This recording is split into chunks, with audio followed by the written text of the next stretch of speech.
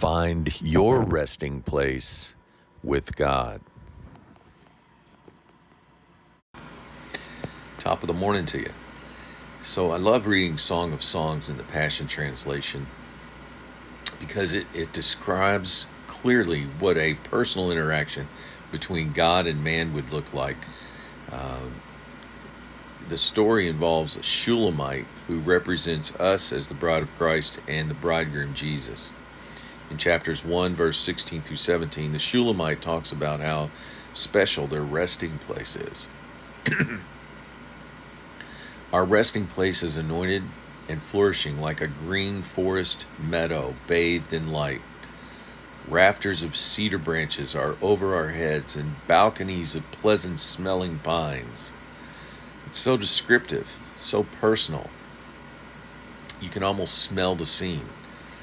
So this got me thinking, I want a resting place with God, and since I've been to a place like that meadow once before, I used to use it as a backdrop to just me and God sitting there, relaxing like I would with a good friend.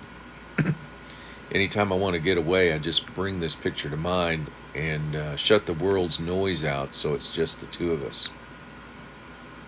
After doing this a few times, I had this desire just to let God know how what he meant to me. But I was struggling to find the words, so I took the Psalms and personalized them as my conversation with the Lord. I share this with any of you who may find it very difficult to express yourself to the Creator of the world and the King of Kings and the Lord of Lords. It's pretty daunting. It would go something like this. This would be me talking to God using the personalized words of Psalm 66, Passion Translation. I sing songs tuned to your glory, saying how wonderful you are.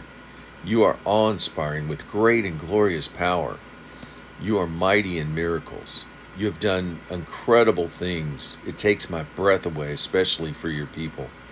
You made a highway right through the Red Sea, enabling Hebrews to pass on dry ground, exploding with joyous excitement over your miracles.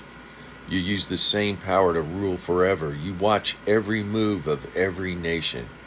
You hold our lives safely in your hands. You provide for us, perfect us, and make us holy. You bring us out of trouble better than we were before, saturated with your goodness. As a lover of God, I want to please you. You answer us when we cry aloud to you with all of our heart.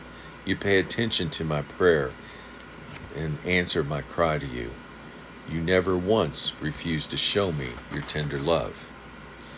So I just encourage you, first find a resting place for just you and God, and tune the world out. Then just praise him and thank him, and try to use a psalm or two that you personalize and make those words be you talking to God, and then listen for his reply. This is just one way we can avoid that awkward conversation on that day when we come before God explaining all that we did for him and all the good things that we did, but he says, "But I never knew you." Matthew 7:23. We want to avoid that conversation. We don't want to have that. So I encourage you, find your resting place, get to know your Father, and then you will hear those great words when it comes time. Well done, thy good and faithful servant. Matthew 25:23. Have a great day.